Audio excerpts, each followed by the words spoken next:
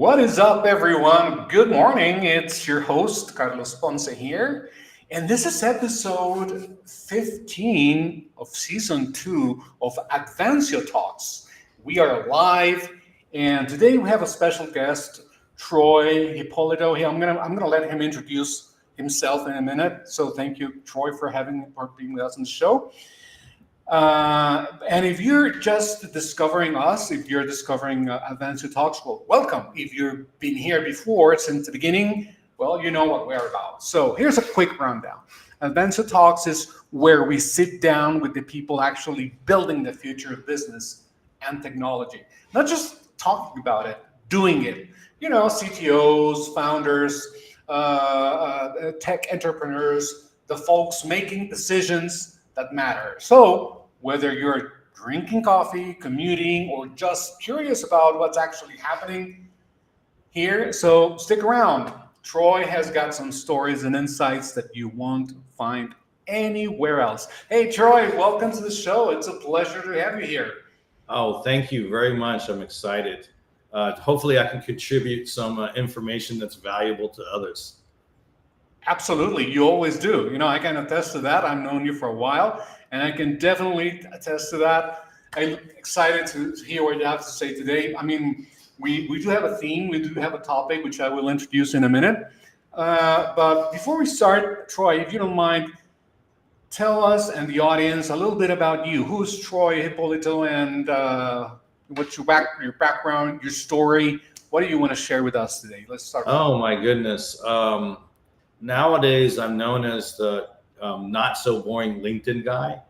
And you're probably wondering, what does that got to do with software? You know, it's a big connection. So I own an agency called the Troy Agency, and I have a software called Scoop, and we're about to separate that into its own company. But before, as far as a background, I was in the United States Army. I did a lot of reserve time with that. I was married, I had kids. I was a developer, an architect, software architect, a draftsman, you name it. So I've had a lot of different like technical type jobs. And I started my main career, besides the drafting and all that. When I started a business, I created a company for gamification. And so I used to live in Atlanta. Now I just recently moved to Las Vegas. But back then, we used to get calls from the local agencies in Atlanta or people in Chicago and New York just to pick up projects. And we didn't have to do any marketing or any hunting, because we were well known to gamify some of the things, whether they have a particular project or an application or site. And it went really well for a while. We loved it, but it all crashed real quickly. And the reason being is that Atlanta is a big tax haven for these larger entertainment type companies. And they tended, at the time, they were cannibalizing these agencies and bringing them inside. That way, they didn't have to pay the agencies, they had more control. And there was a lot of corporate vibe in there. So they didn't want things to go all willy-nilly.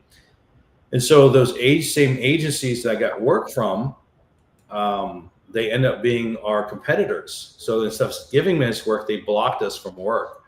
And we didn't know what to do. I asked a couple of colleagues, they said, use LinkedIn. And I said, what, that resume place? And I didn't know I was like, what do you mean use LinkedIn? You know? And unfortunately, I was very talented. I didn't have much of a personality, a type A trait, because I'm a doer.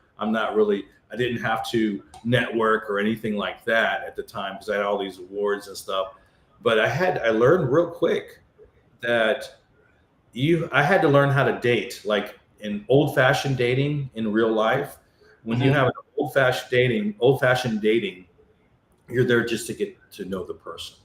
You don't have any ulterior motives or anything like that. You're just there to listen, to see if this is a good person that you want to engage with in the future. And so we're really good at systems. So we applied the systems with the old-fashioned dating techniques for businesses. So you have to date businesses. and they won't work with you unless they get to know you, they get to like you, and they get to trust you. So we ended up creating multi-channel systems, had a couple of different models. Our latest model is to create multi-channel systems, drop one price. So if they are an entrepreneur or B2B or service-based provider, the system would work really well because it builds their brand, it builds their trust, and it provides value on multiple channels. So that's kind of our main, revenue source right now. But we saw some issues, and the issues were people were spamming, and that's a huge problem because LinkedIn is not a selling network; it's a networking network. So LinkedIn is really for business networking. You can't sell directly, your $10,000 or $100,000 offers directly because they don't know you and they don't like being approached in that way. They want to give their money to people that they know and trust, and it's something they actually need. And so there's a huge disconnect. And we saw on LinkedIn has over 1 billion people. And there's only 2 spots where majority of the people make their money. And so 80% of them are smaller businesses or B2B type individuals.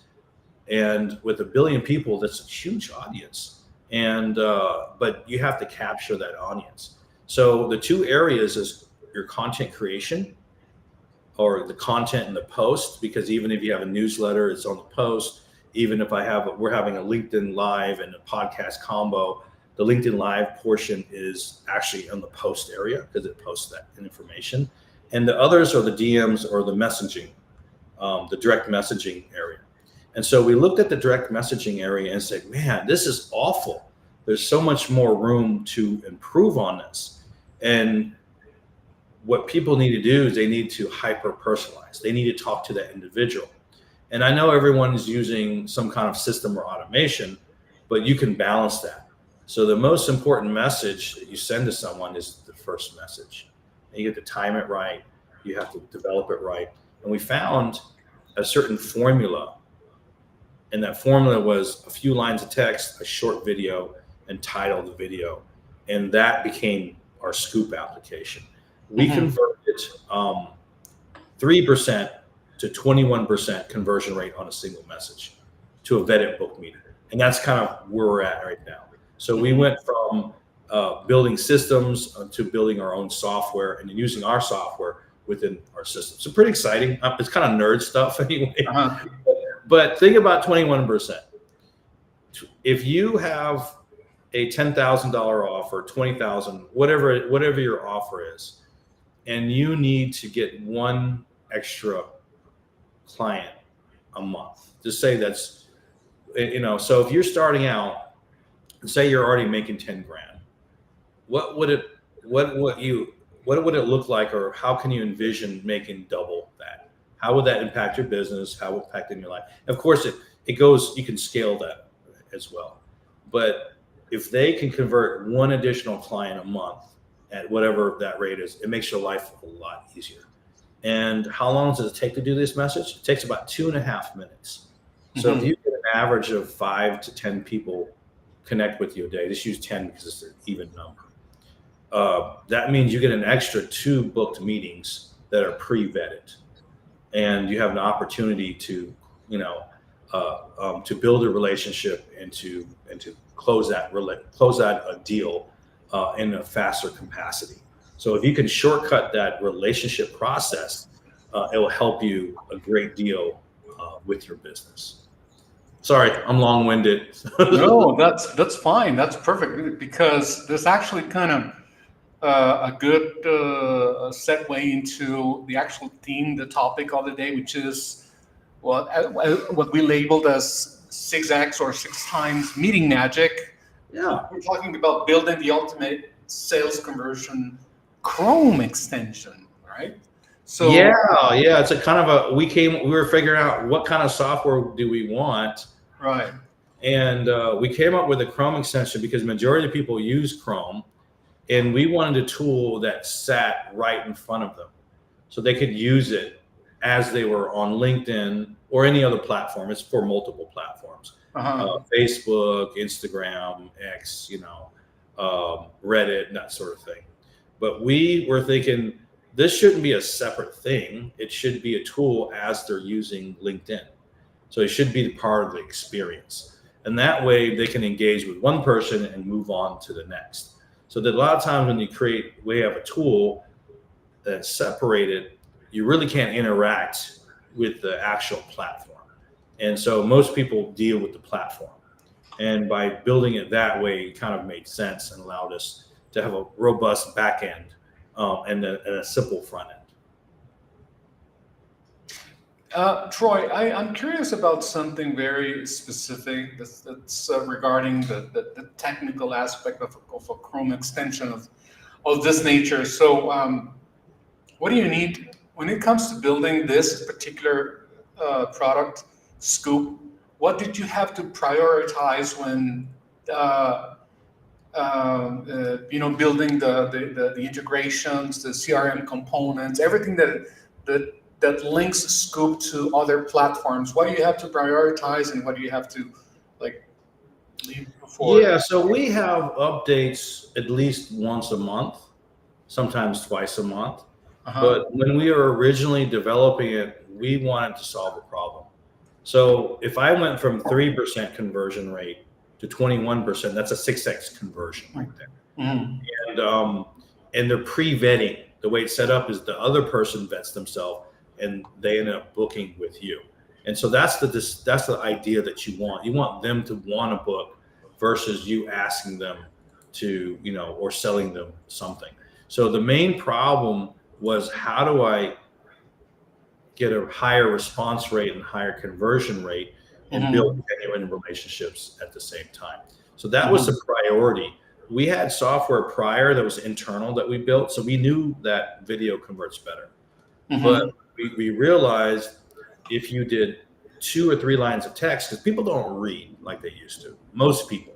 So 90-10 conversion rate, 90-10, 10% love reading, 90% skip, right? And so if you send me a long novel of words with bullet points on a DM is like a text. I won't read it. I just will reply. I don't read novels, because who has the time to do that? Most people will scan through something. And so the formula of 2 to 3 lines of text, a short 30-second video, and titling the video with their name on it is what we call sandwich method. That method works really well because the first 3 lines is what we call context. It's not content, it's context. What is this about? The video is the actual content. And then the title underneath it with the name of the person and saying, thank you for connecting or whatever it is also context. So people are constantly making micro decisions. Micro decision number 1, do they want to connect with you? And for all the decision making to connect with you. Once they connect with you, if you send this, you're not really selling anything. You're spending time to get to know that individual. They appreciate that. And so when they see the 2 or 3 lines of text, they get another micro decision like, oh, okay, I did connect with him. Oh yeah, he sent me, this is about this. Oh, he created a video for me specifically. It's not an AI thing, it's a real thing. And it's and so it allows them to have a higher probability of wanting that relationship with you. Of course, you have to have all your ducks in a row, but that's the general idea. And so that was the main focus on it. And when we developed it, we knew exactly what we're going to do because we're our internal client. So instead of spending, weeks on an SOW, we already had prototypes, internal prototypes already created. I literally created the SOW for the development of that application in 3 hours. Literally, I did type it all up, mistakes and words and all, and I drew a picture on a piece of paper, took a picture, put it on Google Docs, and I said, guys, this is what we're doing, So I really kind of dictated most of the process. It didn't have things like the AI for content creation or the CRM in it at the time. So it wasn't the priority. The priority is, how do I build a relationship faster? And so we got that part of it done first. So would you say that this would be a good example of what I would probably call AI for good, in which you're using technical tools to build genuine relationships with human beings? Yeah, you can use all your power for good or evil. I mean, but the thing is, the people that are spamming, they're typically lazy, so they won't use this kind of tool. You have Mm-hmm. an added advantage of you standing out. It's like, for example, if you were a model and you're a brunette, and they're all blondes, you want to be the brunette. You want to stand out because they get so many messages. You need to have a unique factor, and the unique factor is I put effort into it.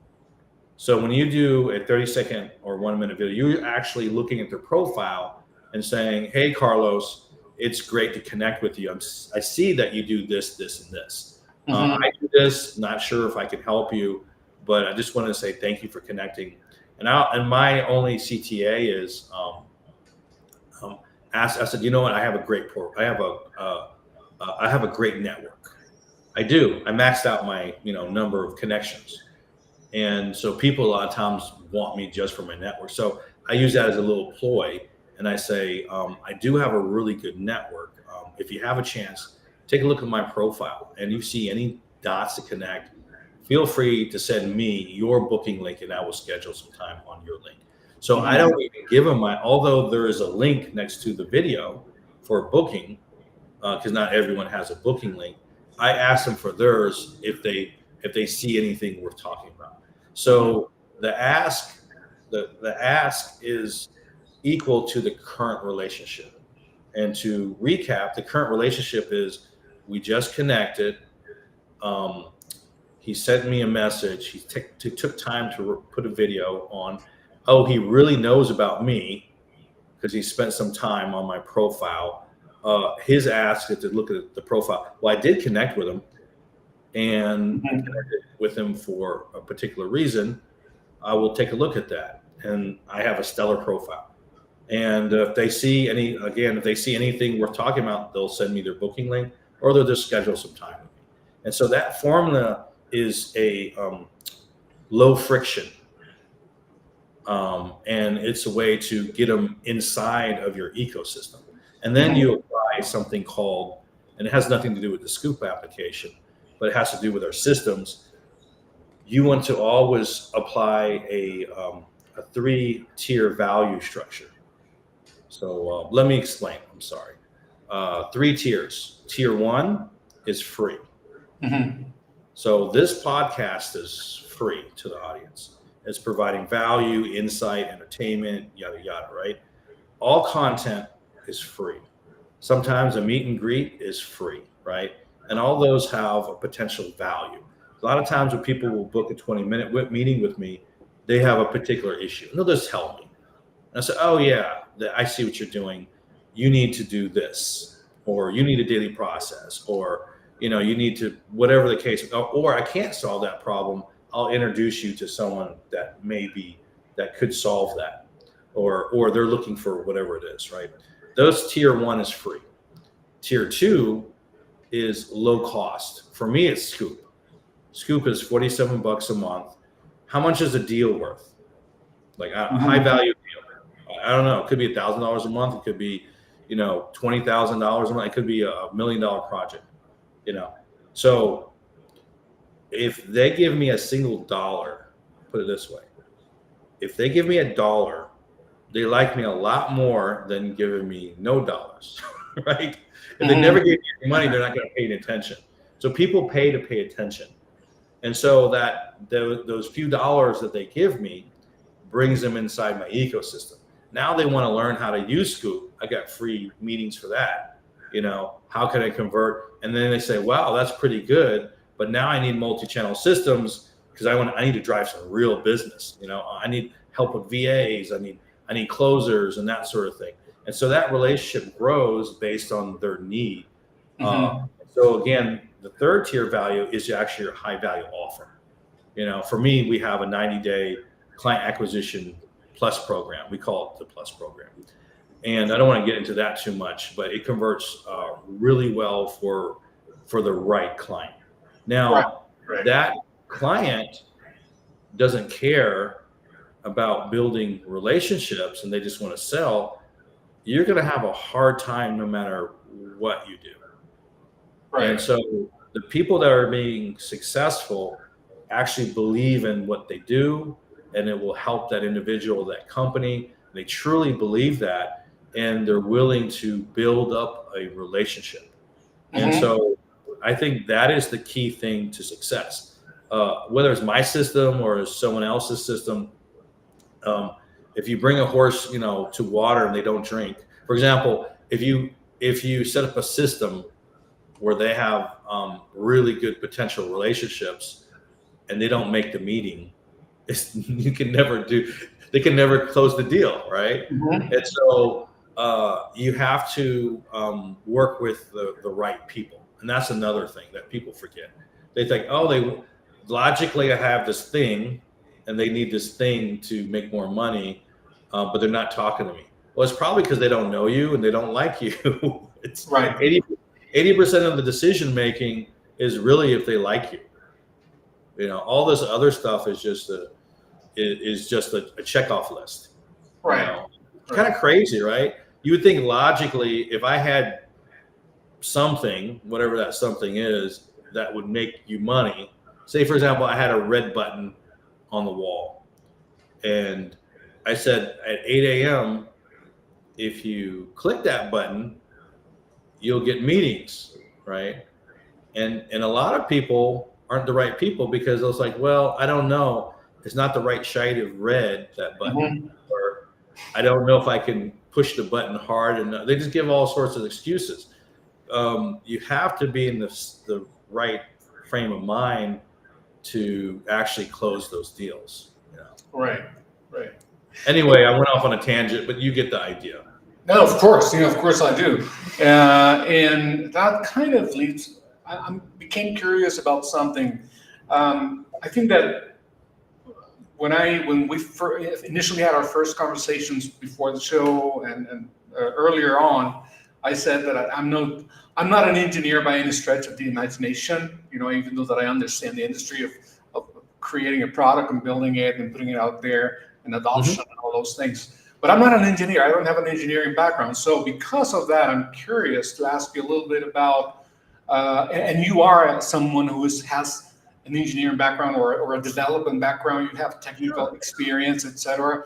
So because of this, you even have gamification experience. So my question to you is this: as an engineer, as a developer, as a creator of a technical product, how important is it to understand user psychology and not just the technical implementation in order for a product to be successful? Yeah, so the first thing is that there has to be a problem that you solve.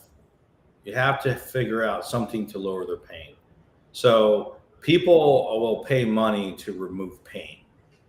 Whether the pain is taking too much time, the pain is not getting conversion, the pain is not building a relationship, and that sort of thing. And so that's the first thing. The second thing is that you have to know that your product is not for everyone. If you take everyone's opinion in, you'll never get anything done. But there is a user flow. So is there a lot of people that want to do nothing? They'll have AI do everything for them or automation do everything. A lot of people are like that. Well, my product is not made for that alone. Although it works with systems, it works with AI, other AI automated systems, but it's a manual thing. It's a human thing to do. And if someone says, I would never communicate anyone in that intimate capacity. So creating a video, you're putting yourself out there, and you do want to see the mistakes. A lot of people are so tightened up, they don't want to show anything to the public. And so for those, I had to know that this is not the product for them. If they want to build relationships and they want to drive more business, this is what to do. Other people were saying, I just want to go and coach. That's the only, well, you can use your VA or your assistants to run the product, and it really depends on the structure that you're doing.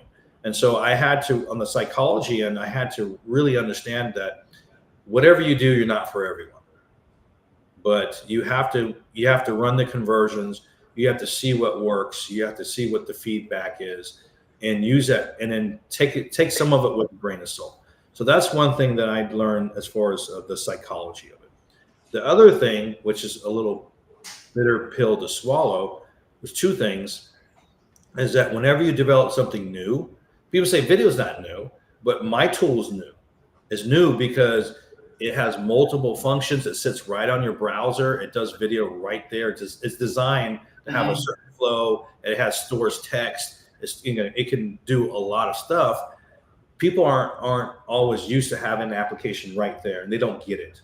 They don't get the concept. Some people don't get the concept of why I don't want to do a video. I just write a whole long paragraph. And again, you have to know that, okay, it's not a tool for everyone. And so you have to design it for your tribe. Those people who want to engage and build a relationship and put their hands in the cookie jar, so to speak, those are the individuals that will excel with this. And that's just like any other software. The other bitter pill to swallow is that Carlos, I'm a very smart person. But I've learned things from you about podcasts, on our last meetings and stuff like that. And I also learn a lot of stuff all the time. That's the great thing about life, right? No matter how good you are in a certain field, you always learn new stuff. Well, unfortunately, I learned how hard it was to sell a low cost product. So my product is $47. Sometimes I'll give a lot of discounts out. And I just launched, and I only have about 500 users on it so far. And I get it all from my LinkedIn profile. But the difficulty to get volume without a budget is hard. So we built this whole software on no budget. And that's very unusual. I moved from Atlanta to Las Vegas to lower my expenses. I'll just put it out there. I'm being vulnerable. I did not have an extra $150,000, $200,000 to build this out. And I wanted to build it. I know there's a certain time frame where this thing will be useful. So it's not really about the time frame of it being useful. It's more about the time frame of the ability to capture a market. If you can't capture that market, you're not going to produce money. And so I took a dip, and I spent 6 to 8 months developing this, and I hardly took in any work. And so a lot of my extra client work, and I usually would bring in, I wouldn't. And I concentrated myself and my team, which is a great group of guys. We just knocked it out. And when we knocked it out, we thought, and we were wrong on this, and there's no way we would have known. We thought we would make a lot of money because before we developed it, we vetted the product. And we had 3 particular companies we vetted it with. And then there were like CRM type systems that are very large, right? Some were large and some were small. But we had three they all wanted the software. So we don't have this functionality, and we want this functionality. And so company number 1, which would have been the golden child, they were a very well-known platform, but they had another vendor that was blocking us, and they want us in their space, and it's a legal issue, so we can't work with them. We understand that happens all the time. The second client was a white label of another CRM type system, and they did very well. And they said, I love this idea that you, and then I know that you said you're develop it and we want to integrate it. We would like to open up your source code. And can you imagine, for people that don't understand what that means we want to rip you off. We want to take your code. That's what that means, right? And so the third company, which still made a great amount of money, they said, I want to integrate it in my system as well, but I don't want to pay you anything. And so that was very difficult because I spent 6 to 8 months well, it's really closer to 8 months, getting this out, surviving in a very low, this like sweat equity, no budget, no money coming in other than like my regular stuff, barely paying bills to get it out. Right. And I'm bootstrapping for real. And then we had 10 other contracts for a bunch of people who wanted to help us, and no one was so we found out dealing with that kind of market was like dealing with the creepy used car salesman. And sorry if you're a car salesman, guys, but the idea of dealing with the car salesman that just gonna promise the world and never deliver. And we actually had one great distributor, and unfortunately, when he was about to distribute, he passed away. Unfortunately, he was a really great guy. He taught us a lot of stuff in it. And so now I said, you know what? Just use my LinkedIn profile and we'll go out there. Now, I got a lot of clients on it, but it's a little hand-to-hand combat. So the trick is that we have to identify how to get volume licenses. So that's affiliates, that's resellers, and a reseller is someone who buys multiple licenses at a lower cost so they can resell it. That's distributors, that's enterprise licensing. And so we have a goal of about 5,000, it's a very modest goal, 5,000 concurrent paying users. And that equals to, X amount of dollars that will self-perpetuate, anything that's happening. And so that's the reality of developing a software on a budget. You got to love it. You got to believe it. You got to breathe it. And you have to deal with all the little bumps in the roads that happen along with this adventure. Matter of fact, I have a whole series of videos on my LinkedIn that talk about my SaaS, SaaS, software as a service, my SaaS adventure. And so I tell them the good, the bad, and the ugly. So, I can ask you a million other questions, but unfortunately, we're running out of time. They say that the time flies when you're having a good time, which I am, and I'm keen to learn more about everything that Scoop does. But in the meantime, as we wrap up, what are your final words of wisdom for the audience? Like looking ahead, how do you see the scenario of these types of tools changing, especially for companies building like AI integrated tools like Scoop? Yeah, I would say just because you build it, they won't come. So you have to have a plan. You have to have the veracity to generate that business. The other thing is that if you have a tool, make sure that people actually need it. Make sure it solves a problem, And the third is you have to love it and you have to breathe it, because you're going to run like any entrepreneur, you're going to run into rough times where you thought something was a sure thing, and you're going to have highs and lows, and you have to get past that. You have to believe, you have to have that vision to drive forward, because you could have the best software in the world, and unless the right people see it, it's not going to take off as fast as you want. But I'll tell you this, with zero budget and having 500 users, I far surpassed a lot of startups that try to get something.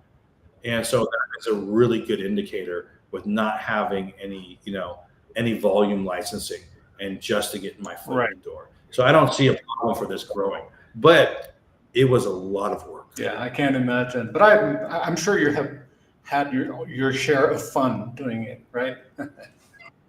Oh yeah. Well, if you build something other people have never built before, in that way. In my gamification, we used to love building virtual worlds. Multi-channel virtual, multi-channel virtual worlds. It was really fun because doing gamification gave you an opportunity to build something unique, something that other people couldn't do. And so whatever you do, you have to really be passionate about it and love it. Indeed. That's the secret sauce, the passion plus the focus and the confidence that you're building something of value and something that in a way represents you as a human being. It's like you're putting out there some real value into the world, which is always highly appreciated. It's almost like putting out your legacy in a certain sense. It's like when you have kids, that's the only way to really extend your mortality, right? Well, no, we build software too. Of course, yeah. So, build a legacy out there, and you're actually solving problems. So you're not just a cog in the wheel. You're actually someone that's making a difference in someone's life. You're my kind of people, Troy. Thank you. So, Troy, it's been a great pleasure to have you on the show. In case the viewers want to get a hold of you now or in the future, how can they do so? Just connect with me on LinkedIn. And if you want to grab some time, right on my LinkedIn profile, there is book a meeting, grab 20 minutes. Oh yeah, it's right there. Yeah, there you go. There you go. That's me. There's another Troy Hippolito, but believe it or not, that's my brother. Wow. And he's full Filipino. I'm half. So I'm my mother's from Switzerland and my father's Filipino. So in my younger days, when I had the gaming company, my pickup line at the bars used to be the #1 Swissipino game designer. Swissipino. Yeah, it was true. Probably. I don't know. Yeah, I do recall you mentioning that. So thank you for sharing that little piece of you that makes you unique. And what about your company website? I believe it's thetroyagency.com. It's right there. Yes. Yeah, it's right there as well. Yeah, appreciate that. You can check that out. There's a booking link there. We have a portfolio of projects. And if you are a consultant and trying to grow in the LinkedIn spot, reach out to me and I'll just be honest. I'll say, oh, yes, this is a good market. And if you do these things in this direction, you'll be able to make it. But again, I think if anyone caught anything in this program today, is that you have to build a relationship and you have to provide value. And value is not what's valuable to you, it's what's valuable to them. I think people get mixed up, Yeah, so it doesn't matter what I think, it just matters what they think, because they are the relationship and they are the buyers. Absolutely, indeed. Well, Troy, it's been a great pleasure. Please, Troy, stay with me as we go off the air while I make a quick announcement. Folks, if you're watching next week, I just want to make a quick announcement of what's coming next week right here on the Advancio Talks. We're going to be having a great conversation with Jason Crawford. He's the CEO and founder of a company called Swear. I'm not going to tell you what it is. I'm not going to give you a spoiler, but you be on the lookout for all of our social media channels and our website. And the topic is going to be, that's kind of intriguing because it's Truth in Tech, creating counterfeit-proof digital assets with Web3. So that's kind of for some folks like me, this is a little bit in the esoteric side, but nonetheless, it's interesting because it has to do with counterfeit-proof digital assets. Who isn't interested in that? I am, at least. So that's what we have right here on the Advancio Talks next week at 11 o'clock Wednesday in Mountain Standard Time. So make sure you bookmark it. And again, Troy, thank you so much for having me with us on the show. And see you next time right here on Advancio Talks. Thank you.